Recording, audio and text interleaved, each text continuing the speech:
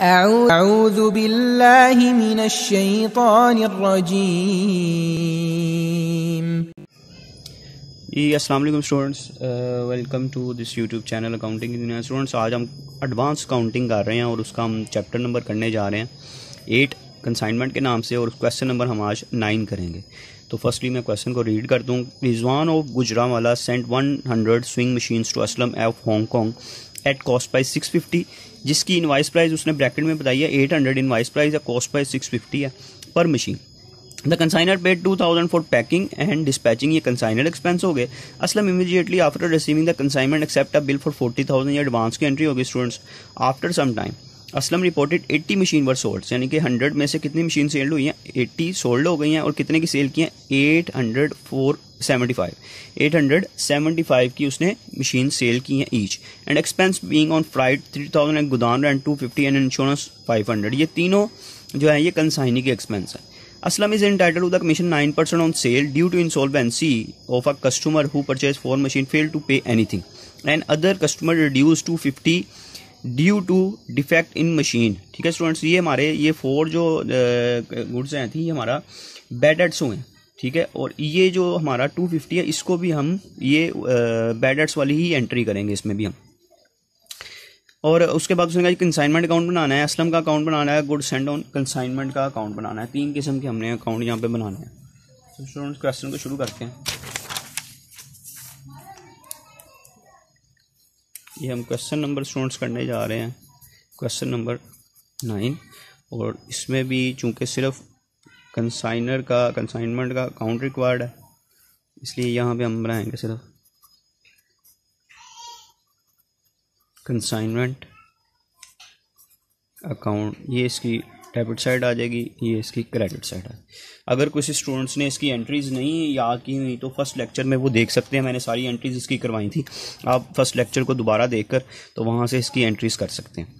सबसे पहले good send on consignment की एंट्री होती है, जो कि हमने गुड सेंड किए हैं, गुड सेंड ऑन कंसाइनमेंट, ये हमने रिकॉर्ड करते हैं इनवाइस प्राइस पे।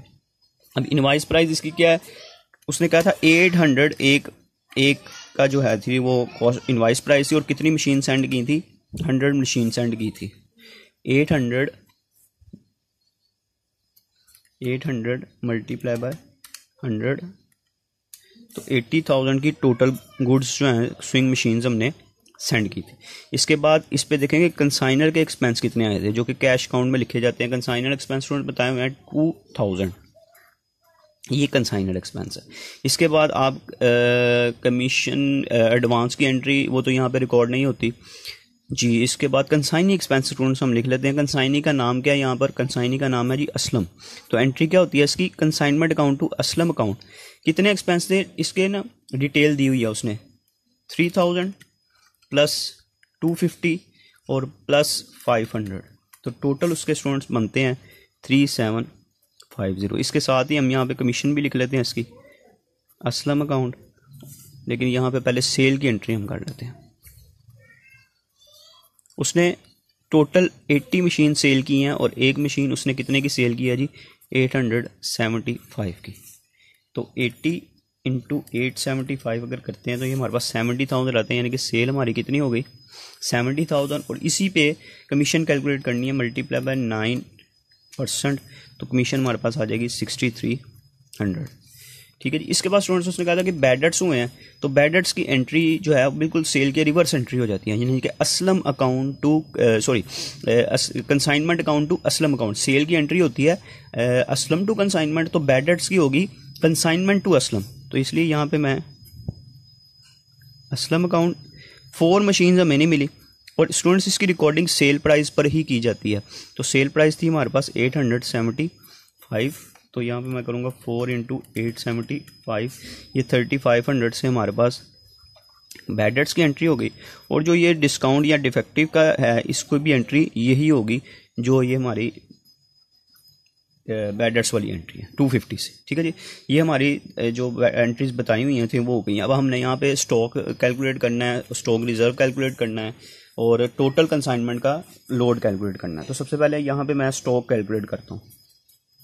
Stock on invoice price, invoice price students हमारे पास कितनी थी, टोटल कंसाइनमेंट की वैसे 80 थी, लेकिन हम पर स्विंग मशीन के हिसाब से अगर लिखते हैं तो 800 इनवाइस प्राइस थी और कितनी मशीन हमारी सेल नहीं हुई, 80 सेल हो गई थी और 20 सेल नहीं हुई। ये जो बैड डेट्स वाली थी ये सेल वाले में से ही थी, इसलिए इसको आपने दोबारा यहाँ पे लिख नहीं लेना। तो इनको मल्टीप्लाई करते हैं तो ये हमारे पास आता है 60,000। अब इसमें कंसाइनर एक्सपेंस हमारे पास जो 2000, ये टोटल कितनी कंसाइनमेंट पे थे, 100 पे, और हमें चाहिए 20 के।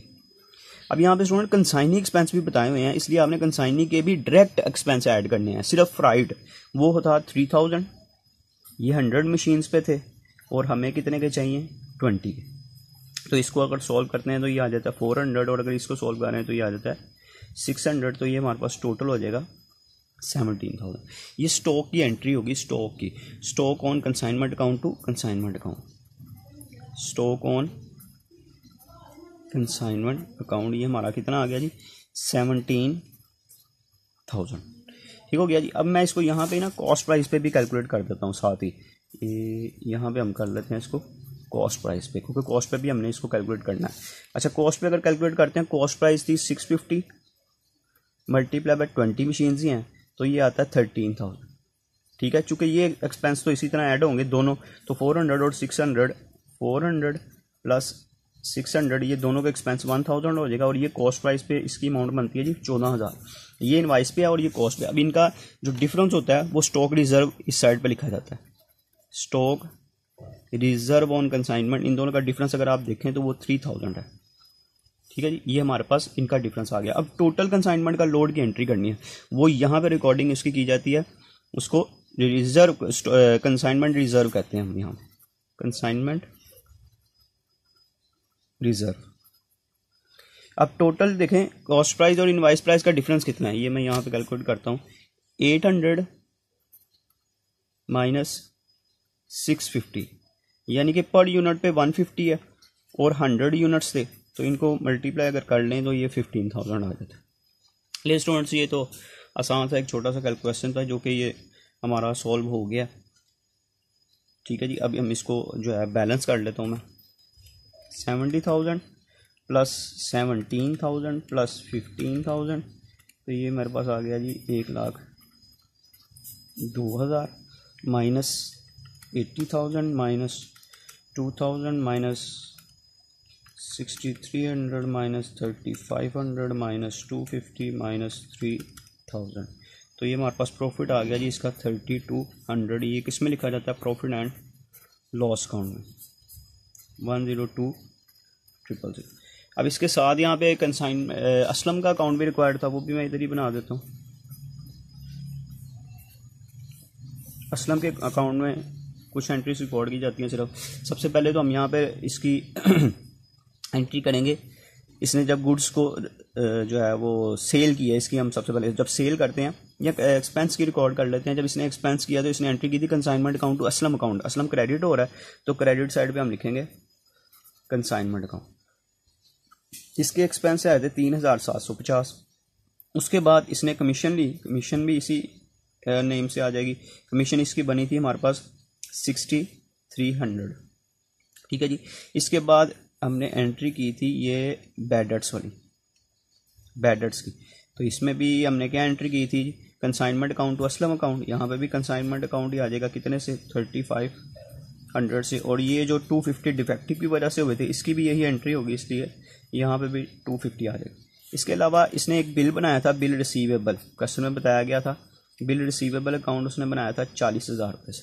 ठीक है जी, और इसके अलावा ये इसने सेल की थी, तो सेल की एंट्री क्या होती है जी, Aslam to consignment. Aslam debit हो रहा है इसलिए डेबिट साइड पे हम यहाँ पे लिखेंगे कंसाइनमेंट अकाउंट कितने की सेल की, 70,000 की। ठीक है स्टूडेंट्स, तो इसको हम बैलेंस कर लेते हैं। 70,000